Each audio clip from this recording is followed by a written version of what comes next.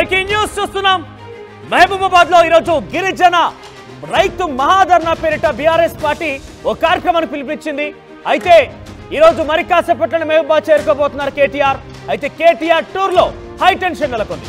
మహాధర్నా నేపథ్యంలో ఏర్పాటు చేసినటువంటి ఈ ధర్నా కార్యక్రమానికి సంబంధించి బీఆర్ఎస్ నేతలు ఫ్లెక్సీలు ఏర్పాటు చేస్తే ఆ ఫ్లెక్సీలను చింపేశారటువంటి ప్రజలు, ఇతర ఈ పార్టీ నాయకులు. సో మొత్తం మీద 1000 మందితో మాత్రమే ఇక్కడ కార్యక్రమం నిర్వహించుకోవాలని చెప్పి హైకోర్టు తేల్చి చెప్పింది.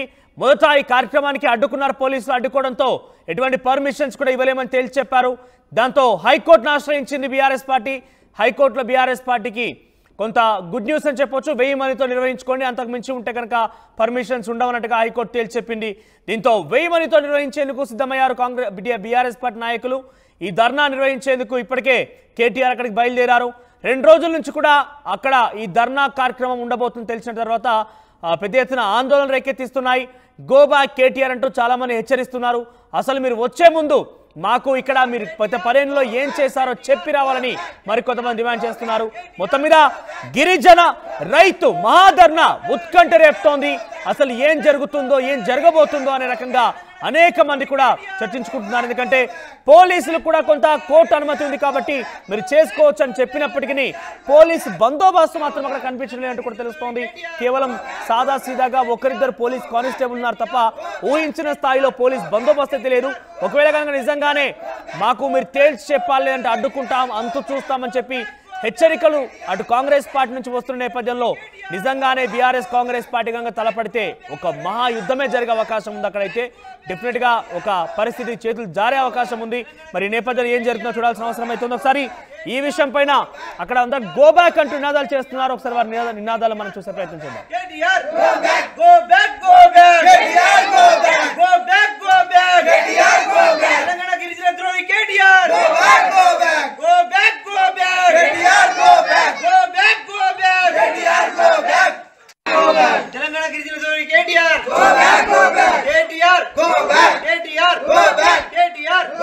కేటీఆర్ అంటూ మాట్లాడుతున్నారు. వారు గో బ్యాక్ అంటూ నినాదాలు చేస్తున్నారు.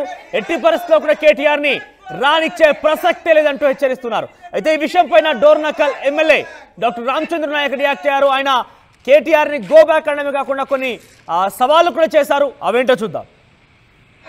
తెలంగాణ గిరిజన సోదరి KTR go back go back KTR go back KTR go back KTR go back.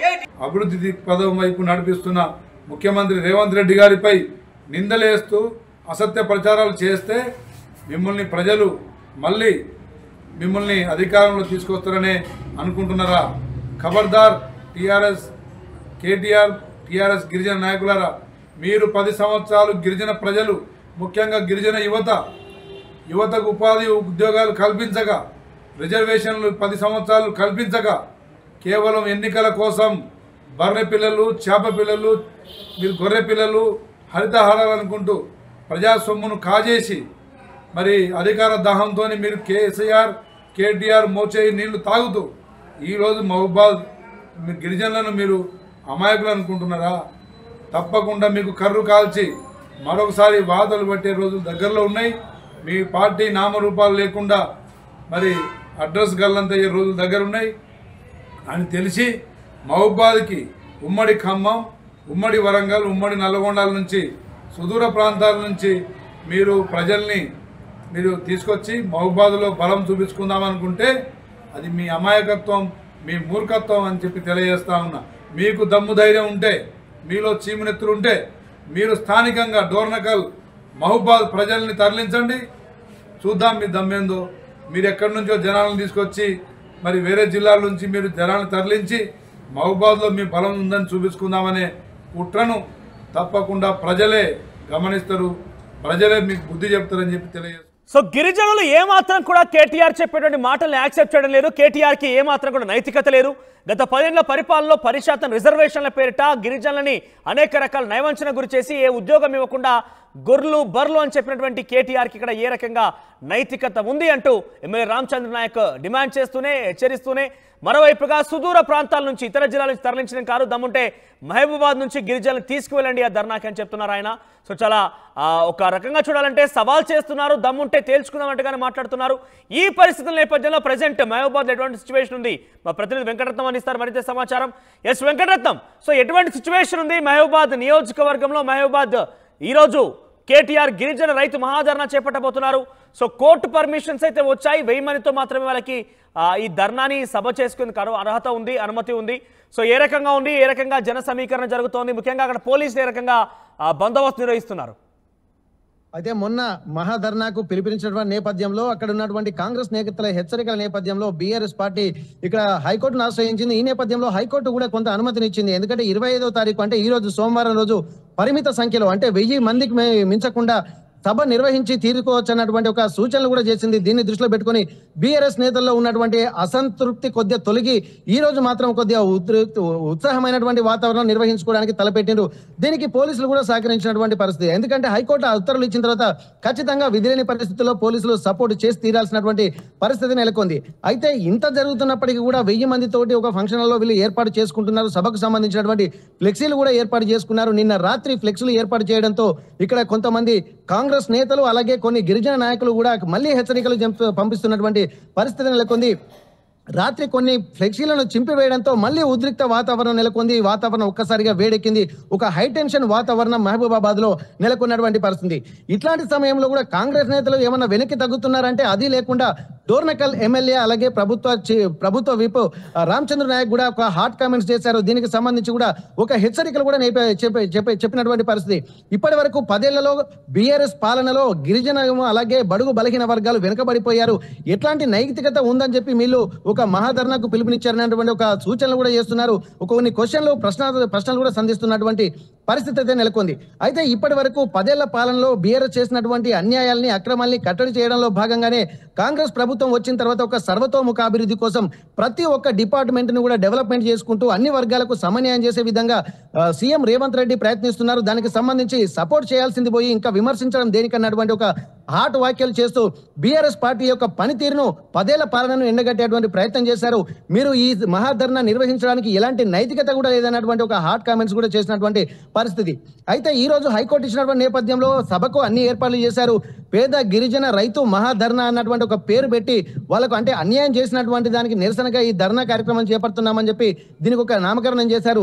అయితే ఈ నేపథ్యంలో కేటీఆర్ కూడా హైదరాబాద్ నుంచి బయలుదేరి మహాధర్నాకు బయలుదేరినటువంటి నేపథ్యంలో ఇక్కడ కాంగ్రెస్ నేతలు అలాగే గిరిజన నాయకులు స్థానికులు కూడా చేస్తున్నటువంటి కామెంట్స్ కూడా ఒక ఉద్రిక్త వాతావరణాన్ని పెంచాయి. మహాధర్నాకు సంబంధించి ఎక్కడ ఏర్పాటు చేశారు? ఒక బహిరంగ ప్రాంతంలో ఈ ధర్నా ఏర్పాటు చేస్తున్నారా? ముఖ్యంగా కేటీఆర్ వస్తున్నారంటేనే సుమారుగా ఆయన కార్యకర్తలు లెక్కించుకున్నా కూడా ఆ దారి పొడుగుతా కార్ల ర్యాలీ చూసినా ఏం చూసినా కూడా 1000 మందికి మించే అవకాశం ఉంటుంది. ఈ నేపథ్యంలో ఎవరెవరు అక్కడ జన సమీకరణ కోసం ఏర్పాటు చేస్తున్నారు, ఎంతమంది ఉండే అవకాశం ఉంది? ఒక లిమిట్ ఎక్సీడ్ అయితే కనుక పోలీసులు ఆ యొక్క ధర్నాని ఆ కార్యక్రమాన్ని తిరిగి అడ్డుకునే అవకాశం ఉందా? ఎస్, ఇక్కడ మనం మాట్లాడుకోవాల్సింది ఏంటంటే ఇక్కడ వీళ్ళు చెప్తున్నది ఏంటంటే 1000 మందికి మాత్రమే పరిమితం అని చెప్పి హైకోర్టు చెప్పింది. దానికి సంబంధించి పోలీసులు కూడా కొంత తక్కువ ఏర్పాట్లు చేశారు. అంటే అనుకున్న విధంగా ఉద్రిక్త పరిస్థితులు ఉన్నప్పటికీ కూడా పోలీసులు ఎక్కువ సంఖ్యలో మోహరించినటువంటి పరిస్థితి అయితే లేదు.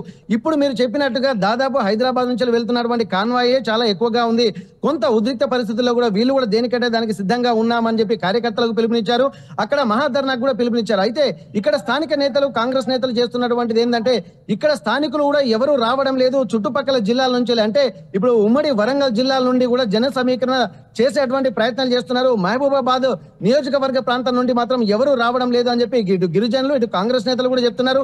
బయట నుంచి ఎవరు వచ్చినా వాళ్ళపై రాళ్ల దాడికి మళ్లీ సిద్ధం అని చెప్పి హెచ్చరికలు చేస్తున్నారు. కానీ మహాధర్నా ఉద్దేశం ఏంటి? మహాధర్నా అనేది ఒక బహిరంగ ప్రాంతంలో జరుగుతోందా లేదంటే కార్యాలయం ప్రభుత్వ కార్యాలయం ముందు బైఠాయించబోతున్నారా? అసలు ఏం జరుగుతోంది? ఇప్పుడు మనం విజువల్స్ కూడా చూడొచ్చు.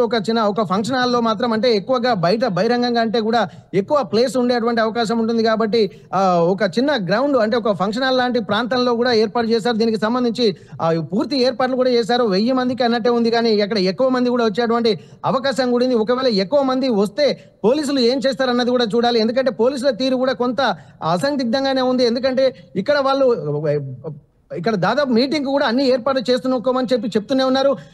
కాంగ్రెస్ నేతలకు కూడా హెచ్చరికలు చేశారు. ఎందుకంటే హైకోర్టు ఇచ్చినటువంటి నేపథ్యంలో ఖచ్చితంగా సభ వాళ్ళు నిర్వహించుకోవచ్చు, మేము కూడా దానికి ప్రొటెక్ట్ ఇవ్వాల్సినటువంటి అవసరం ఉంది. అధికారంలో ఎవరున్నా కానీ ధర్నాను ఎవరు చెడగొట్టినా, ధర్నాకు ఎవరు అభ్యంతరాలు ప్లస్ అడ్డంకులు సృష్టించినా కానీ వాళ్ళపై ఖచ్చితంగా కేసులు నమోదు చేస్తామని చెప్పి కూడా పోలీసులు కూడా ఇటు కాంగ్రెస్ నేతలను ఎవరైతే హెచ్చరికలు చేస్తున్నారో వారికి కూడా పరోక్షంగా హెచ్చరికలు చేసి నిన్న రాత్రి కూడా వాళ్ళకు సందేశం కూడా పంపించినటువంటి పరిస్థితి అయితే అనుకుంది. అయినప్పటికీ కూడా కాంగ్రెస్ నేతలు మాత్రం ఎక్కడా వెనక్కి తగ్గడం లేదు, ధర్నాను అడ్డుకొని తీరుతామని చెప్పి అంటున్నారు. ఎందుకంటే ఒక పాజిటివ్ ఎన్వైరన్మెంట్ లో కాంగ్రెస్ ప్రభుత్వం వెళ్తున్నప్పుడు ఈ నేపథ్యంలో మళ్ళీ అధికారం కోసం ఇక్కడ బీఆర్ఎస్ నేతలు ప్రయత్నం చేస్తున్నారు. అధికార దాహంతో ఉన్నారు, అధికారంలో ఉన్నప్పుడు ఏం చేయలేదు, కానీ మళ్ళీ అధికార దాహంతో అధికారం కోల్పోయేసరికి వాళ్ళు ఉండలేకపోతున్నారు అన్నటువంటి హాట్ కామెంట్స్ కూడా చేస్తున్నారు. అందులో భాగంగానే ప్రజల్ని రెచ్చగొట్టి ప్రశాంత వాతావరణాన్ని చెడగొడుతున్నారు అన్నటువంటి ఒక భావన కాంగ్రెస్ నేతలు కూడా ఏర్పాటు చేస్తున్నారు. దానికి సంబంధించి కూడా బహిరంగంగానే విమర్శిస్తున్నటువంటి పరిస్థితి. అయితే వీటన్నిటిని దృష్టిలో పెట్టుకొని ఈ రోజు మరికొద్ది సేపట్లో దాదాపు జరగబోయేటువంటి బహిరంగ సభకు కూడా గతంలో మహబూబాద్ ఎమ్మెల్యేగా పనిచేసినటువంటి శంకర్ నాయక్ సంబంధించి కొన్ని భూ కబ్జాలు చేశారు ఆయన. ఆ భూ కబ్జాల్లో ఏకంగా అక్కడ ఆరోపణలు చేసినటువంటి బాధితులు చూస్తే గనక కేటీఆర్ కేసీఆర్ల హస్తం కూడా ఉంది. ఆ రోజు మేము శంకర్ నాయక్ ఈ రకంగా చేస్తున్నాడని చెప్పి పలుమార్లు మీ దగ్గరికి వచ్చి చెప్పినా మొరబెట్టుకున్న కనీసం మా గురించి పట్టించుకున్న పాపాన పోలేదు. ఇప్పుడు ఏ రకంగా వస్తారు రండి చూసుకుందాం, మీ యొక్క అడ్డుకుంటామని చెప్పినటువంటి ఆ రైతులని కానివ్వండి, ఆ బాధితుల్ని కానివ్వండి, ఎలా చూడాలి ఇప్పుడు వారు నిజంగా అడ్డుకుంటే కనుక ఎటువంటి పరిస్థితి తలెత్తే అవకాశం ఉంది? ఇప్పటి వరకు మీరు చెప్పినట్టు మాజీ ఎమ్మెల్యే శంకర్ నాయక్ మహబూబాద్ ఎవరైతున్నారో అతని మీద ఇప్పటికీ భూ కబ్జాల ఆరోపణలు కూడా చాలా వచ్చాయి. గతంలో కూడా ఇది అధికారుల దృష్టికి కూడా వెళ్ళింది. ఎందుకంటే స్థానికంగా ఉన్నటువంటి బీఆర్ఎస్ జిల్లా అధ్యక్షుడికి అలాగే ఎమ్మెల్యేకి కూడా గతంలో పడలేదు, బహిరంగంగానే విమర్శలు జరిగినాయి. వీరిద్దరి మధ్య కూడా ఒక సయోధ్య కూడా లేదు. కానీ ఇప్పుడు మాత్రం కలిసి పనిచేసేటువంటి పరిస్థితులు కనిపిస్తున్నాయి. కానీ భూ కబ్జాల ఆరోపణల నేపథ్యంలో గత 2 రోజుల క్రితం కూడా హనుమకొండలో కూడా మాజీ ఎమ్మెల్యే శంకర్ నాయక్ దాదాపు 500 గజాల భూమిని కూడా కబ్జా చేశారన్నటువంటి విషయాలు కూడా వెలుగులోకి వచ్చాయి. ఇది కూడా మీడియాలో వెళ్తున్నటువంటి పరిస్థితి. ఈ నేపథ్యంలో కొంత స్థానికంగా కూడా మాజీ ఎమ్మెల్యే శంకర్ నాయక్ కూడా వ్యతిరేకత వ్యక్తమవుతున్నప్పటికీ కూడా స్థానికులు ఎవరు కూడా ఈ మీటింగ్ కు హాజరు కావడం లేదని చెప్పి ఇటు గిరిజనులు అలాగే స్థానికంగా ఉన్నటువంటి మహబూబాబాద్ జిల్లా వాసులు కూడా బహిరంగంగా కొన్ని సమావేశాలు పెట్టి కూడా చెప్తున్నటువంటి పరిస్థితి. అయితే ఈ నేపథ్యంలో